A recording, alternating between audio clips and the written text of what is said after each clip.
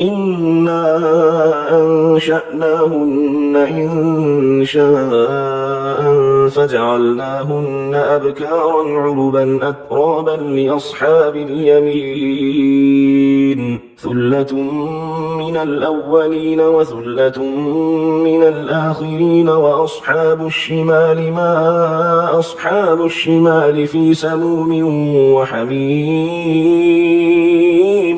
وظل من يحموم لا بارد ولا كريم إنهم كانوا قبل ذلك مترفين وكانوا يصرون على الحنث العظيم وكانوا يقولون أئذا متنا وكنا ترابا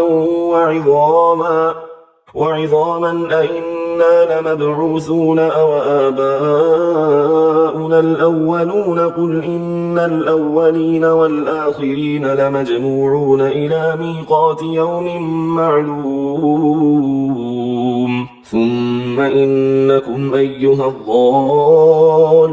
المكذبون لآكلون من شجر من زقوم فمالئون منها البطون فشاربون عليه من الحميم فشاربون شرب الهيم هذا نزلهم يوم الدين نحن خلقناكم فلولا تصدقون أفرأيتم ما تمنون أأنتم تخلقونه أم نحن الخالقون نحن قدرنا بينكم الموت وما نحن بمسبوقين على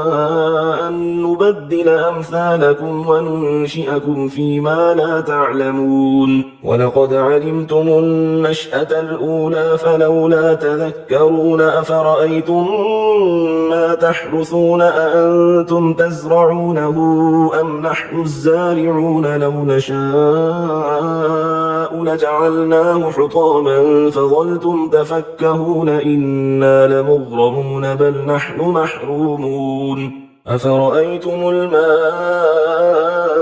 الذي تشربون أأنتم أنزلتموه من المزن أم نحن المنزلون لو نشاء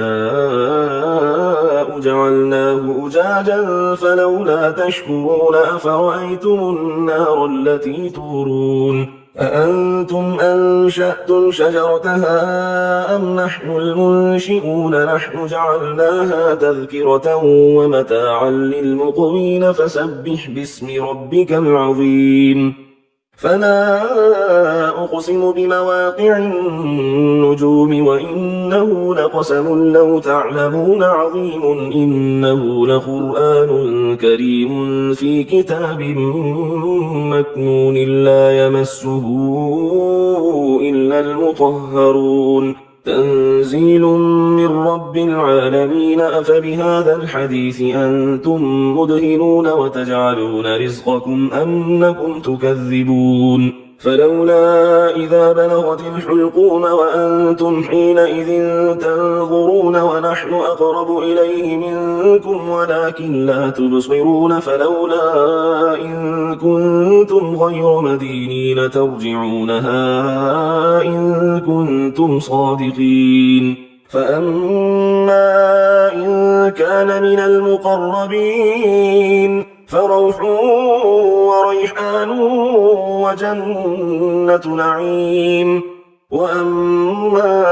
إن كان من أصحاب اليمين فسلام لك من أصحاب اليمين وأما إن كان من المكذبين الضالين فنزل من حميم وتصلية جحيم إن هذا لهو حق اليقين فسبح باسم ربك العظيم